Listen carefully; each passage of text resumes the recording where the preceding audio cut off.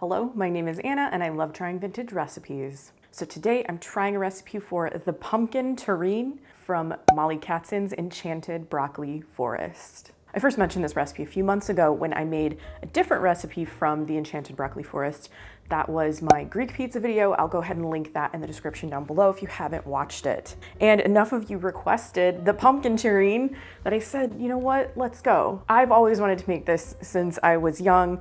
I first got this cookbook when I was a teenager and I've never made it before. And what better time than the fall, than Halloween.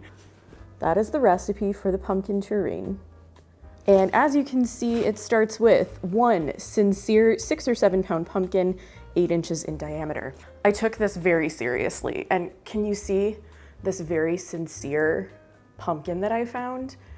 It even kind of looks like a soup tureen. It's kind of like more of a squat, flattened shape. The size guidance that she gave was really, really helpful. I carry a tape measure with me in my purse. I know, I'm a weirdo. So I was able to measure across the top. And this one is just about 8 inches. Between, that 6-7 pound weight and the 8 inches, I think I found the right one. My quest was to find the most sincere pumpkin in Meijer because that is where I was shopping. And if you've ever seen how grocery stores sell pumpkins, it's usually in a great big cardboard bin. And their cardboard bin is on a pallet, which made it a little bit difficult for me to reach. This sincere pumpkin was in the very, very back corner. But I was determined, this was the one. I just knew it.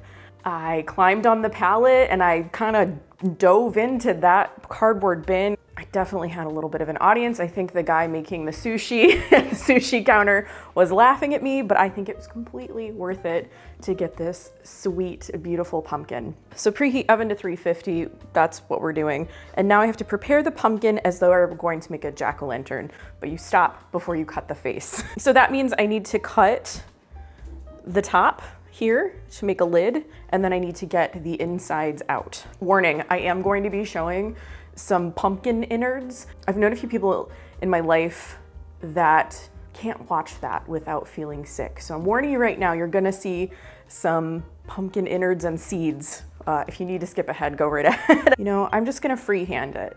I don't think I need to make a mark. But be very careful when you do this, okay? Because we don't want stitches. I'm using like a serrated knife here. Oh, also I did scrub the outside of this pumpkin. It had a little bit of dirt clinging to it. This is just like a little bit of just discoloration. We have to make sure that the top is large enough for me to reach into, because all of the ingredients are gonna go inside the pumpkin and then I'm gonna bake it for a couple of hours. Okay, here's where I'm gonna start showing some guts. I have this very, this spoon with sort of a sharper edge, and I'm gonna use that to scrape the top a little bit. And I put a towel down, not only to help with the mess, but to stabilize everything and give it a good surface so it doesn't slide around. Scrape that clean a little bit. But I'm gonna try a little trick to get the rest of it out. I've seen this trick for years, but I've never tried it. It's taking a hand mixer and putting it in there and getting the stringy stuff out with that. So from my understanding, it helps loosen everything. You still kind of have to pull it out, but this is supposed to make it much faster and easier.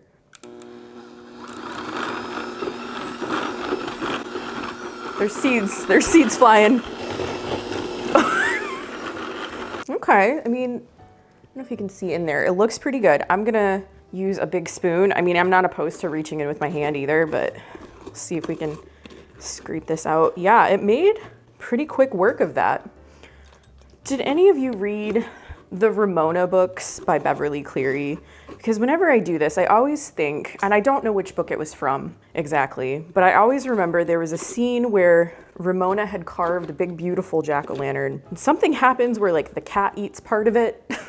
And so the face on the jack-o'-lantern is ruined, but her mother is we spent money on this jack-o'-lantern, so I'm gonna take it, I'm gonna cut it up, and we're gonna eat it. So that's what pumpkin carving always reminds me of. All right, oh, yep, I missed some seeds. Let me do an in-depth exam here. Okay, there's some I missed right there. I also am curious, like if you get a small like pie pumpkin or a sugar pumpkin or something, if you could cut this recipe in half, you know, make it in a smaller pumpkin, probably bake it for a little less time. I wonder how that would work. I wanted to go all out and really do this up. This looks pretty clean to me. I think all the stuff is out. I'm gonna clean this up a little bit and then I'll move on. I'm gonna take that back off. So I've transferred my very sincere pumpkin to a sheet pan. And pepper. The real fun begins now. Place onion, bread, cheese, horseradish, and mustard inside the pumpkin. Mix with your hands until well combined. So I have some minced up onions. I did my best on this. These were such strong onions. Oh my goodness. If it looks like I've been crying, I have. It's because of the onions. Some rye bread that I've diced up. I was really hoping to find something that was maybe like unsliced or a little darker. I just couldn't. I checked several stores, so I just went with some good old rye sandwich bread. Some Swiss cheese that I've grated and packed into the measuring cup. As stated, it says specifically pack the cheese into the measuring cup so tightly it won't come out. Horseradish and mustard. So I have horseradish and Dijon mustard. I think this is gonna have some like really sharp, delicious flavors to it. I'm excited. Mix with your hands until well combined. All right, here we go. Washed my hands and I'm ready to squish. I guess I could have just done one hand. I don't know why I went in with both. I got excited. I want to make sure that that bread gets good and like smushed, combined with everything.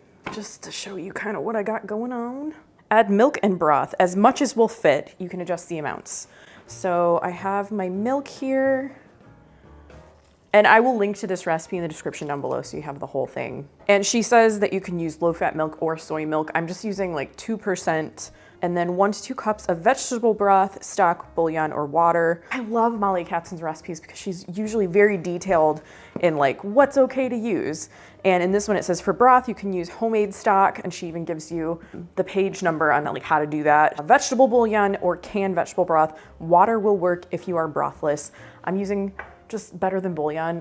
I've had some people express a little concern in the comments about how salty this is. It works really well for me. I just follow the instructions and I use 1 teaspoon of better than bouillon per cup of hot or boiling water, and it's fine. That is gonna go in here. It's definitely gonna fit. And then I have some seasonings. So that is a teaspoon of salt, 3 other spices that go in. Put some black pepper in. I put a lot of black pepper in. Some cayenne pepper. Oh, I kind of remember that's cayenne pepper. I probably shouldn't put too much in until I've actually tasted it. And then I've got a little bit of ground nutmeg. This is gonna be very good. So I'm gonna stir that up, make sure everything is well combined. So you can kind of see, if I tip it, the mixture that is in there currently. Line the pumpkin lid with a piece of foil and place it on top. So I need to get some foil.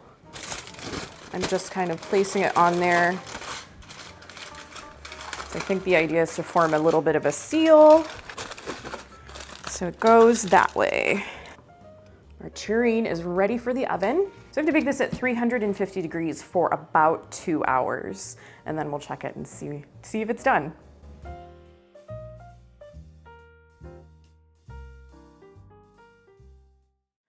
So pumpkin update, I took this out maybe like 10 or 15 minutes before the 2 hours was up. I mean, it really looked like it was starting to get very soft. And my fear was that if I let it go too long, it would just kind of disintegrate. We don't want that. To make sure that it is done, I am supposed to take the lid off, which here we go. I'm supposed to take a fork and pierce the inside. I'm gonna try to do it like over here so you can actually see it. And if it goes in easily, which it's going in very easily, it's done. So this is done. Let me see if I can show you a little bit better without, ooh, it's very soft. I don't want to pick it up, but show you the inside. Stir that up a little bit. And the idea, it's kind of like a creamy soup. The idea is that you're supposed to serve this by scooping it up and like getting a little bit of the pumpkin flesh with the soup. You can kind of see, let's lift some up without the pumpkin. You can see what it looks like.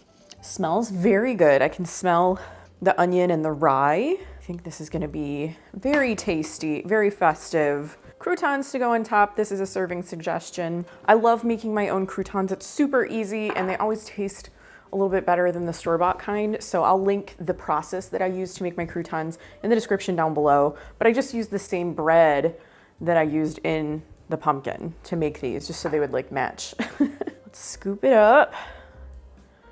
Okay. Oh, I can feel, oh, that is a lot. That was a lot of pumpkin. We're gonna get a little less pumpkin. I'm just gonna take the whole bottom of this pumpkin out. And you probably wanna use like kind of a sharp spoon or like something with a little bit of a sharp edge like this ladle I have to do this, just so you kind of scrape a little bit. Is it leaking? I'm so afraid I'm gonna like scoop the bottom right out. This is super soft. Throw a few croutons on the top. And now I'm gonna give this a taste. Okay, I'm gonna move some things around though. I need some space for the taste. Yum. It smells good. Kind of mash up the pumpkin a little in there. I want to make sure I get some of it in my bite too, so let's make sure that that happens. That tastes really good. Oh, that's very good. I'm gonna take a little more. I think I put a little more cayenne than most people put in there, but it's really good. It makes it very zesty. So you've got that zesty cayenne, and then you have those sharp sort of like Dijon horseradish flavors, and then the Swiss cheese. This isn't like any soup I've ever had before, but it's very delicious. I really like the texture of the pumpkin. Almost like spaghetti squash. Like if you like spaghetti squash, the texture of the pumpkin is very similar. I'm like poking at it.